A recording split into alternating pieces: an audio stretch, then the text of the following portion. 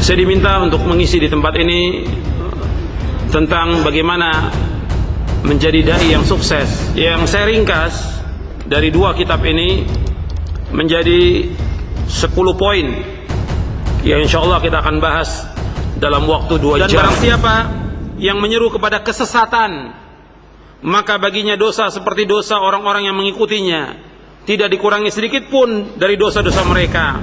Like and subscribe.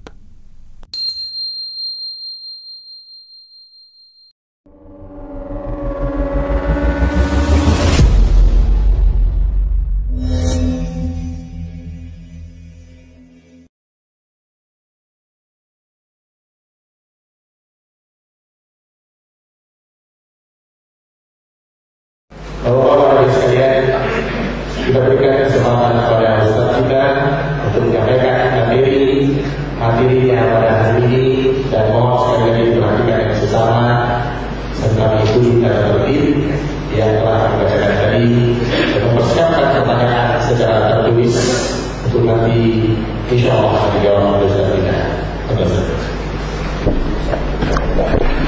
Assalamualaikum warahmatullahi wabarakatuh. Innal hamdalillah nahmaduhu wa nasta'inuhu wa nastaghfiruh wa na'udzu billahi min shururi anfusina wa min sayyiati a'malina.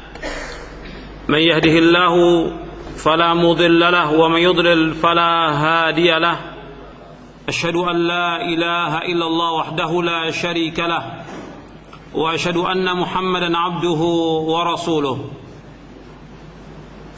Ya ayyuhalladzina amanu taqullaha haqqa tuqatih wa la tamutunna illa wa antum muslimun.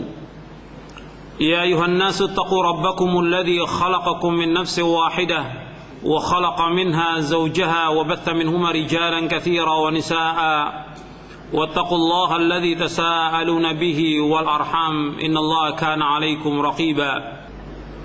يا أيها الذين آمنوا اتقوا الله وقولوا قولا سديدا يصلح لكم أعمالكم ويغفر لكم ذنوبكم ومن يطع الله ورسوله فقد فاز فوزا عظيما. أما بعد فإن أصدق الحديث كتاب الله وخير الهدي هدي محمد صلى الله عليه وعلى آله وسلم وشر الأمور محدثاتها وكل محدثة بدعة وكل بدعة ضلالة وكل ضلالة في النار.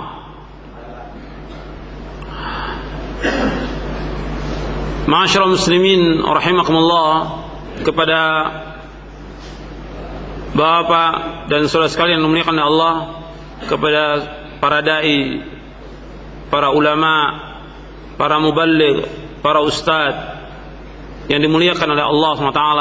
Alhamdulillah, kita bersyukur kepada Allah SWT pada hari ini tanggal 13 Rabiul Akhir 1429 Hijriah atau tanggal 19 April 2008. Kita berkumpul di tempat ini yang pertama dalam rangka kita mempererat ukhuwah kita sebagai muslim, sebagai dai. Yang kedua, dalam rangka kita meningkatkan pengetahuan kita dalam daurah ini. Artinya dalam daurah dai yang diadakan oleh Majelis Ulama Indonesia Jakarta Utara, yang merupakan pertama kali daurah ini diadakan untuk meningkatkan diri kita, meningkatkan iman kita, meningkatkan ilmu kita, dan juga meningkatkan amal kita. Kepada para dai, para muballigh, para ustadz yang dimuliakan oleh Allah, saya diminta oleh Majelis Ulama Jakarta Utara untuk mengisi daurah ini yang mudah-mudahan bermanfaat untuk saya dan untuk antum sekalian. Saya diminta untuk mengisi di tempat ini tentang bagaimana menjadi dai yang sukses. Yang saya mengambil rujukan yang pertama dari kitab Manhajul Anbiya fi Da'wah ila Allah fi al-Hikmah wal Aql. Ini yang jadi rujukan yang pertama, yaitu Manhajul Anbiya, yaitu Syekh Rabi bin Hadi bin Umair Al-Madkhali, yaitu Manhajul Anbiya fi Da'wah ila Allah fi al-Hikmah wal Aql. Ini yang pertama, yang ditulis oleh Syekh Al-Allamah Dr. Rabi bin Hadi Al-Madkhali. Yang kedua, yaitu yang menjadi rujukan dalam kajian ini, Muqawimat Ad-Da'iyatin Najih fi Dhaw'il Kitab wa Sunnah, yang ditulis oleh Dr. Sa'id bin Ali bin Wahab Al-Qahtani. Ini yang kedua yang menjadi rujukan dalam kajian ini. Yang saya ringkas dari dua kitab ini menjadi 10 poin yang insyaallah kita akan bahas dalam waktu 2 jam. Jadi Bapak dan saudara sekalian yang dimuliakan Allah, kepada para asatidzah, para dai, para ustadz dan para alim ulama yang dimuliakan oleh Allah, kita akan bahas tentang bagaimana menjadi dai yang sukses. Yang perlu diketahui ikhwan fiddin, a'azakumullah, bahwa dakwah merupakan pekerjaan yang mulia, merupakan tugas yang mulia. Sebab Allah subhanahu wa ta'ala menyebutkan bahwa orang yang paling baik perkataannya adalah para da'i. Allah subhanahu wa ta'ala berfirman di dalam surah Fussilat ayat 33, "Wa man ahsanu qawlan mimman da'a ila Allah wa 'amila salihan wa qala innani minal muslimin." Dan tidak ada orang yang paling baik perkataannya melainkan orang mengajak manusia ke jalan Allah dan dia beramal saleh dan dia mengatakan bahwa saya adalah orang-orang Islam. Kemudian juga Nabi sallallahu alaihi wasallam mengatakan kepada Ali bin Abi Thalib radhiyallahu an, "Fa wallahi la yahdi Allah bika rajulan wahidan khairun laka min humrin na'am." Ketika Nabi mengutus Ali bin Abi Thalib untuk membuka benteng Khaybar, bentengnya orang-orang Yahudi, maka Nabi bersabda kepada Ali bin Abi Thalib, "Fa wallahi, demi Allah, la ayyahdi Allah bika rajulan wahidan." Engkau menunjuki seseorang, artinya Allah menunjuki dengan perantaraan engkau seseorang, itu lebih baik min humrin na'am, dari onta-onta yang merah. Hadis ini sahih diriwayatkan oleh Imam Bukhari dan Muslim. Begitu juga Allah subhanahu wa ta'ala berfirman tentang nabinya Muhammad sallallahu alaihi wasallam agar Nabi mengajak umat ini ke jalan Allah dengan ilmu, yang nanti kita akan bahas pada poin yang pertama, yaitu qul hadhihi sabili ad'u ila Allahi ala basiratin ana wa man ittaba'ani wa subhanallahi wa ma ana minal musyrikin. Dalam surah Yusuf ayat 108, qul hadhihi sabili, katakanlah ini jalanku, ini sunnahku, ini manhajku. Aku mengajak manusia ke jalan Allah dan juga orang-orang yang mengikuti aku dengan dasar ilmu.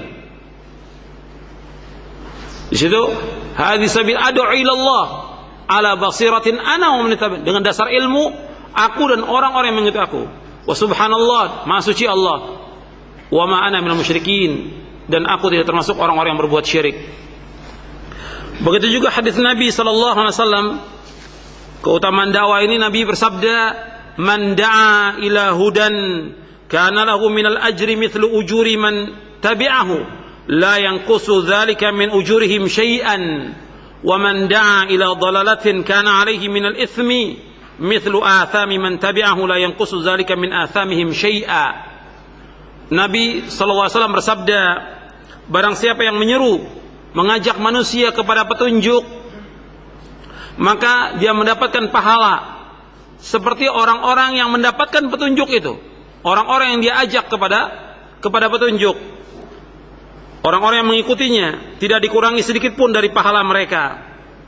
Dan barang siapa yang menyeru kepada kesesatan, maka baginya dosa seperti dosa orang-orang yang mengikutinya, tidak dikurangi sedikit pun dari dosa-dosa mereka. Hadis ini sahih, diriwayatkan oleh Imam Muslim, Abu Daud, Tirmidzi, Ibnu Majah, Ahmad. Di sini Nabi menyebutkan dua. Orang yang mengajak kepada kebaikan, orang yang mengajak kepada petunjuk, orang yang mengajak kepada kebenaran, maka dia mendapatkan ganjaran seperti orang-orang yang diajak dan tidak mengurangi sedikit pun dari ganjaran mereka. Jadi orang yang menunjuki seseorang ke jalan yang benar, kepada pemahaman yang benar, kepada akidah yang benar, kepada manhaj yang benar, maka dia mendapatkan ganjaran seperti orang yang dia berikan petunjuk itu dan tidak kurang sedikit pun juga. Kalau 100 orang, 1000 orang, 10.000 orang, maka dia dapat ganjaran terus menerus. Tapi kebalikannya yang kedua, melaksanakan syariat Islam, taat kepada Allah dan Rasulnya, mengajak manusia untuk mentauhidkan Allah. Ini yang paling penting, yang nanti kita akan bahas insyaallah. Mengajak manusia untuk mentauhidkan Allah, melarang dari berbuat syirik, mengajak umat untuk ittiba', meneladani Rasulullah sallallahu alaihi wasallam, melarang dari berbuat bid'ah, mengajak manusia ke jalan yang benar agar selamat di dunia dan di akhirat dengan mengikuti sunnah Rasulullah sallallahu alaihi wasallam dan para sahabatnya. Jadi ikhwan fiddin, a'azakumullah, ini yang dikatakan dakwah. Jadi dakwah itu betul-betul kita menjelaskan kepada umat tentang rukun Islam. Dan kita harus tahu tentang rukun Islam, tentang syahadat, tentang maknanya, tentang rukunnya, tentang syaratnya, tentang konsekuensi syahadat itu. Begitu juga tentang salat, zakat, puasa, haji, harus jelas dijelaskan kepada umat dengan detail supaya mereka faham apa sih Islam itu. Rukun Islam harus jelaskan kepada mereka, karena Islam dibangun di atas 5 perkara. Dan kemarin tanggal 6 sudah saya sampaikan rukun yang pertama, syahadat, di masjid ini,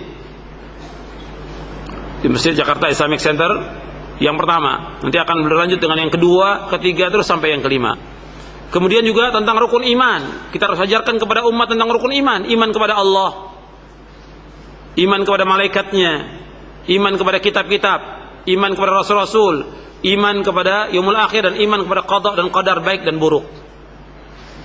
Ini harus kita ajarkan kepada umat agar mereka faham tentang arkanul iman, rukun iman yang 6 ini. Jadi tahu betul-betul mereka meyakini tentang rukun iman ini.